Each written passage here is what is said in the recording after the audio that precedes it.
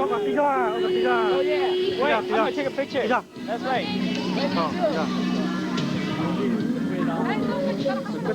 Data.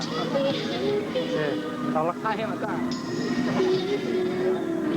có tha. Take one. Might be a little small, but 잠깐만. Hai chỉ muốn咱们主要分好了，传那样。好。这个把主要三个呀。OK，老，你啊。哎，老二，过来过来。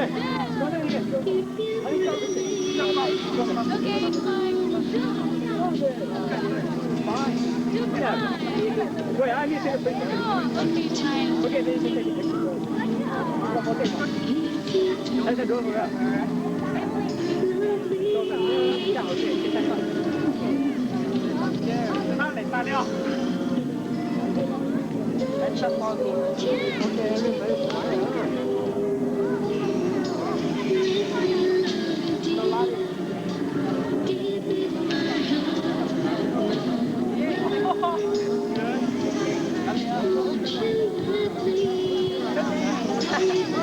Hey, camera 太小啊！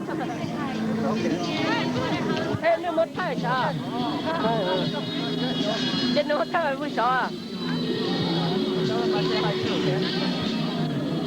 我幫你啦。come on，我幫你。你叫啊？好啦。你傻瓜，真煩咧！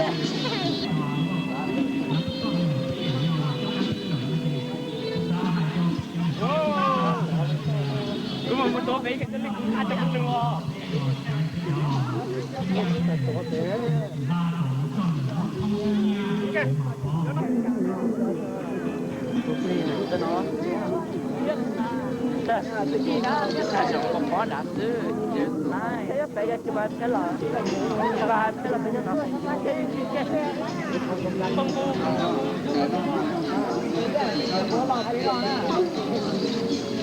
Hey Thành à, bà hay lên gọi là bây giờ.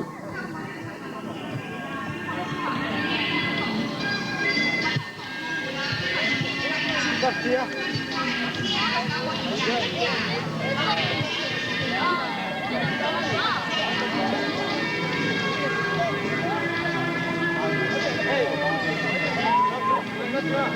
Hả?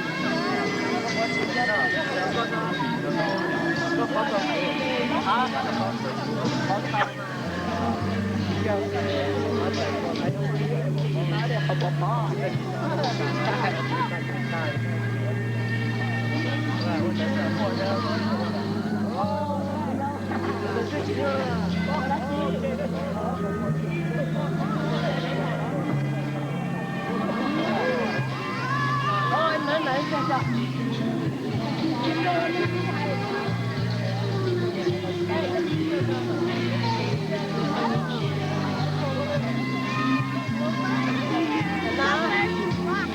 Lên trái rồi, như cũng đã lấy. Chỉ là trái một tao kho lấy hết à? Wow.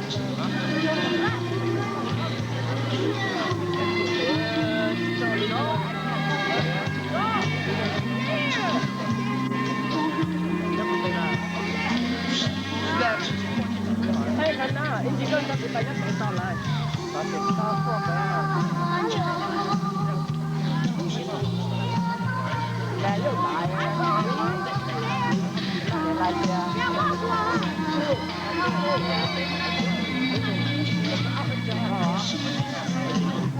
Cắt ba mươi là em lo.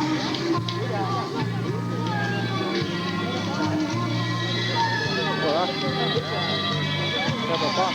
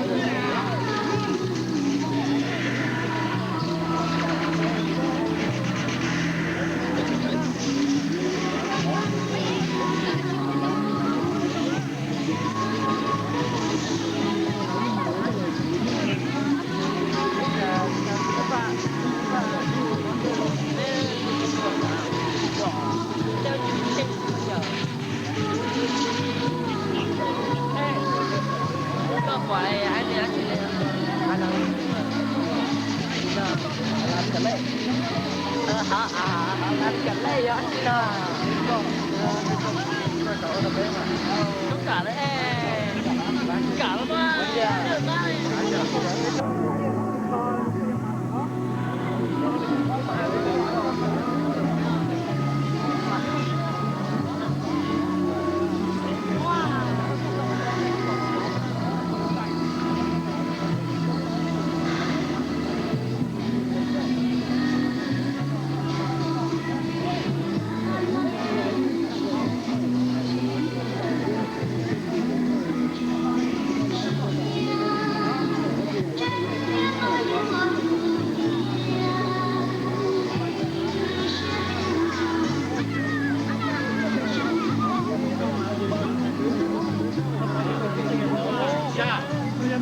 下。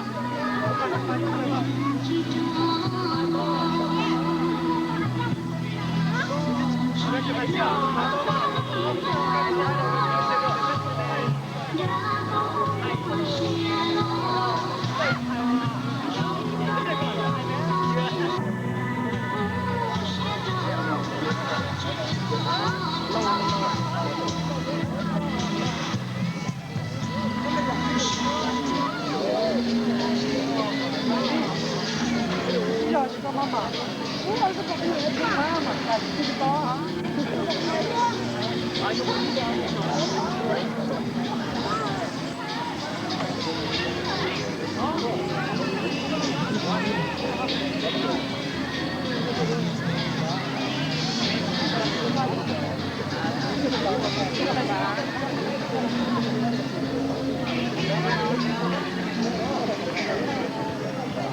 Ít nhất là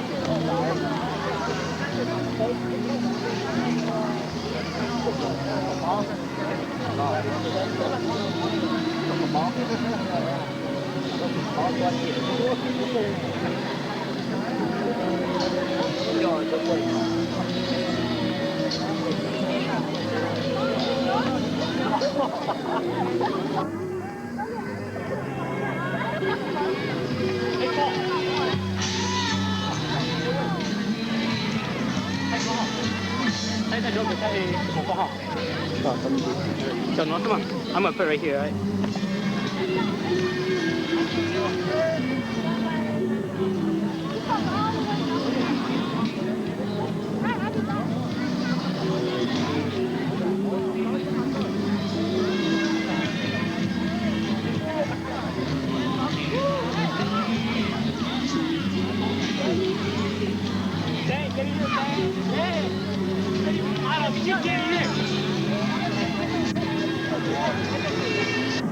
That's mine. Tông kia. Tay. Làm cho nó chưa. Giờ nó chú rồi. Mong nhau là class nè. Chú là mong va, chú là mong lo, chú là mong chong. Chú là mong lo đồ thế, chú là mong chong.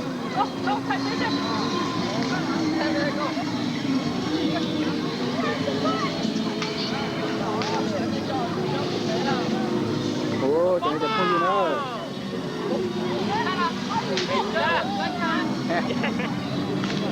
Hey, let's go. Xuống nào.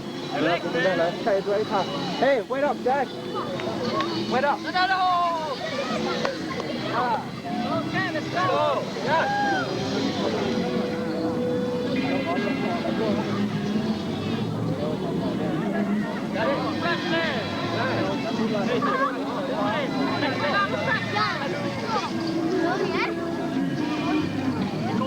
Get back in here. Yeah, come back over there. Come on, get back over here. Back over there. Come. Go đi nào. Yeah, there you go.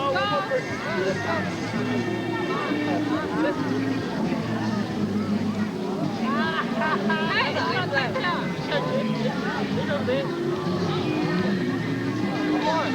Nào không? Tốt. Nào, thế mà. Cái gì chưa sao? Từ là cái nó mau ai cũng là đặt cái thay cái các Để luôn đi. Yeah. Thay à? Yeah. Okay.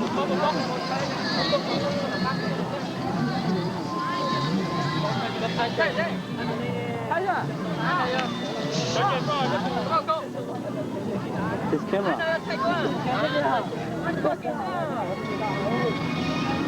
Đó.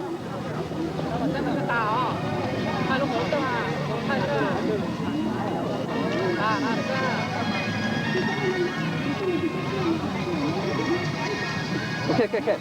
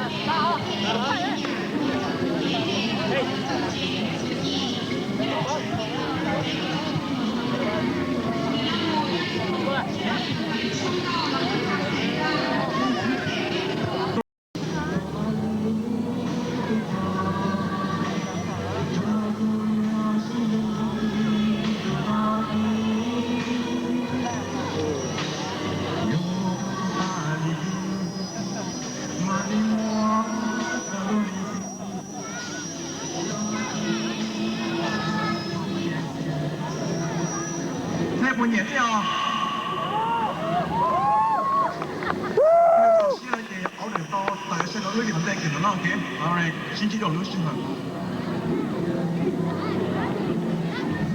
他这两个灯要看谁办了，老高都扔牌了。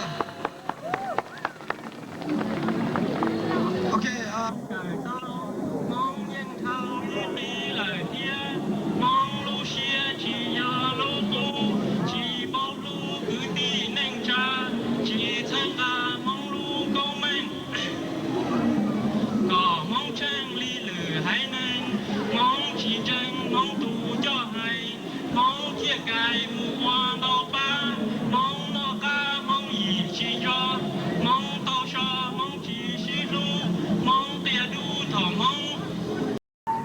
bây giờ thế này cũng cây luôn là lấy đi đại bên à, giờ có để chỉ là bây giờ thế này chủ lò rồi sao thế này?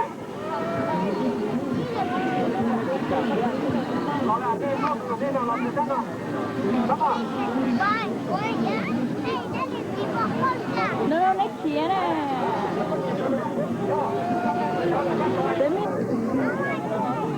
Thế mình cứ không có lúc đó chị mà mình lúc đó mình dính cho rồi nè ha.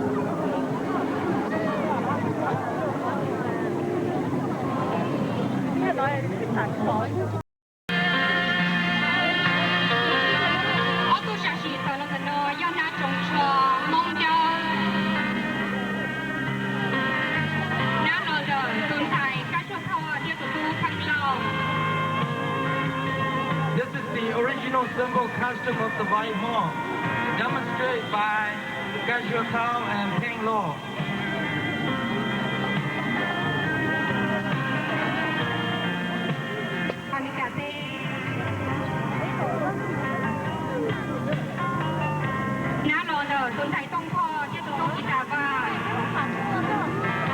This is the symbol custom of Vai Hong modern in the U.S. Shirts and sacks made with colorful handcrafts, demonstrated by Song Kao and Kita Beng.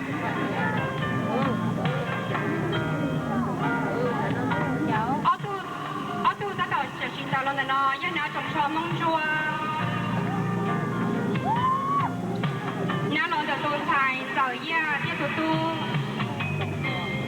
兄。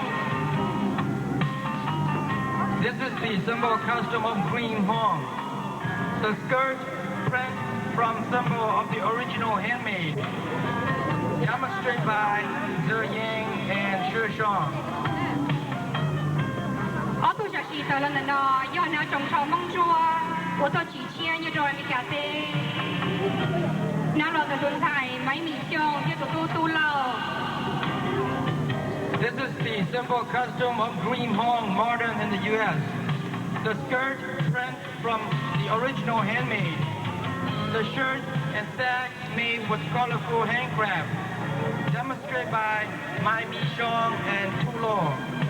Ở tu giả sĩ tờ lần đó, do nó trồng trò mong luồng phá bàng.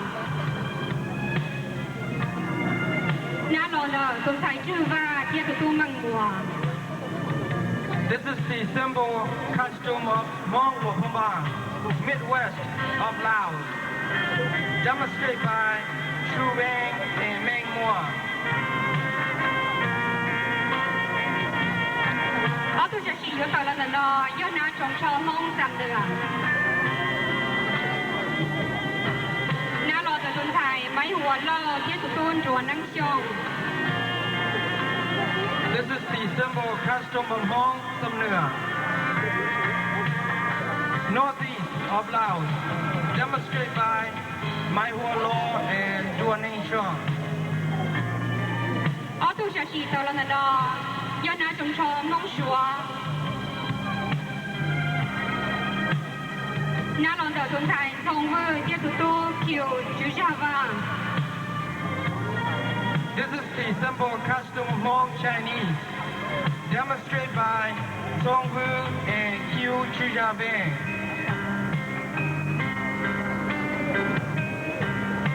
Ở tu giả sĩ tờ lần đó, do nó trồng trò lo. Nó lo từ tuần thải Julie vư chia tụi tu trái chồng. This is the symbol custom of Laotian, demonstrated by Julie Wu and Xie Shang. Ở tu giả sĩ do tờ lần đó, do nó trồng trò thay đàm.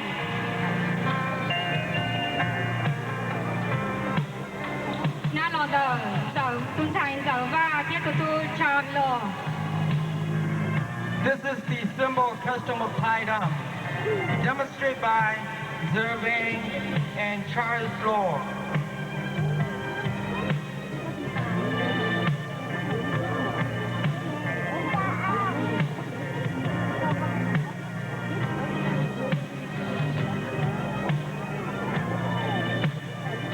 Từ nơi giờ bây giờ tuần thải trồng trò chia trồng trò u, của tôi chỉ mua nhớ đồ thì u, chỉ mua nhớ đồ thì lờ thì chỉ. Nhớ đồ bên lò chùa tê, nếu môn tàu hay năng. Bên ba chỉ phi cho bây giờ, cho nói cho bên ba tàu mua. This is the custom shows of Hmong tradition and many others.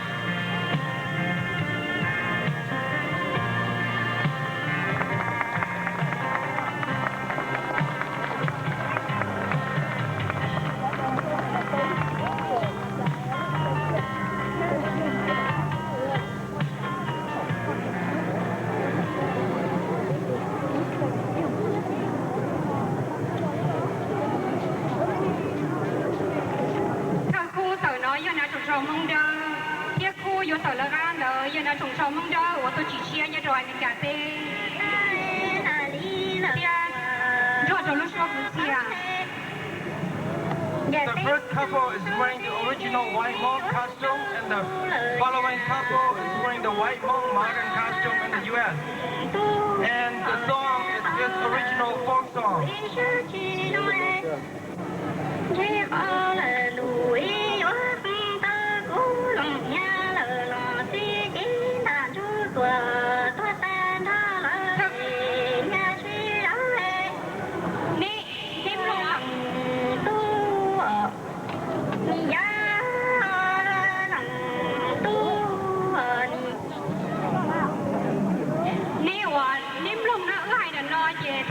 Sầu về gió pít họ toàn tê lắm.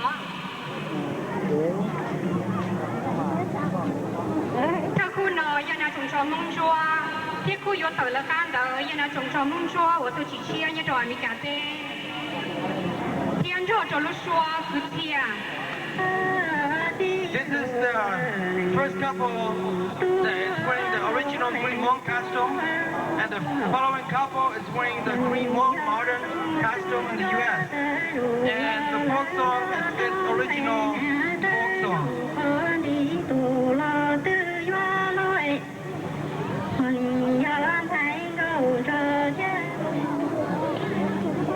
ผู้น้อยยานาชงชอมมองหลวงพระบางเพียนเจ้าจะรู้ชัวคือเสีย This couple is wearing Hmong Wapabang costume, and the song is its original folk song.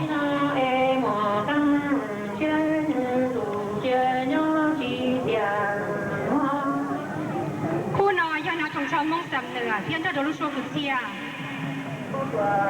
This is the Hmong Samner costume, and its song is its original folk song.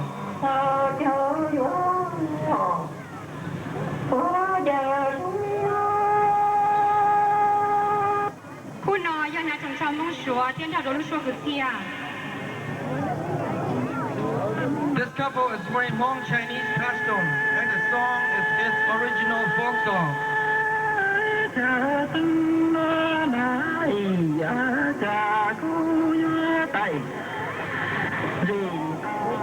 ผู้น้อยยานาชงชอมบลอดเพียนเจ้าจะรู้ชัวคือเสียมบลอด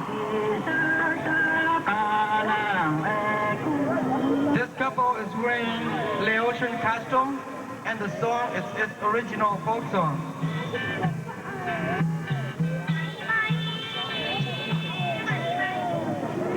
ผู้น้อยยานาชงชอไทยดำเพียนเจ้าจะรู้ชัวคือเสีย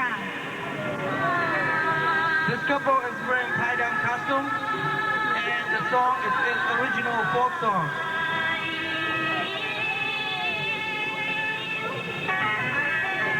เจ้าไว้เผื่อจะน่ากินข้าวมะโรงปีเอ้ย เป๊กเกโชกันเยอะชงนอเราโซลีนอหรือชงยอจะเป็นบาตอนเตาห่อกันเยอะแต่โชbây giờ tôi chân xài giữaเราโชว์จงชานันสีเทียchỉ từ nó mù sẽ được tôi chuối ra cái dân già nó giờ thì phone lần đầu phát tuôn xài của tôi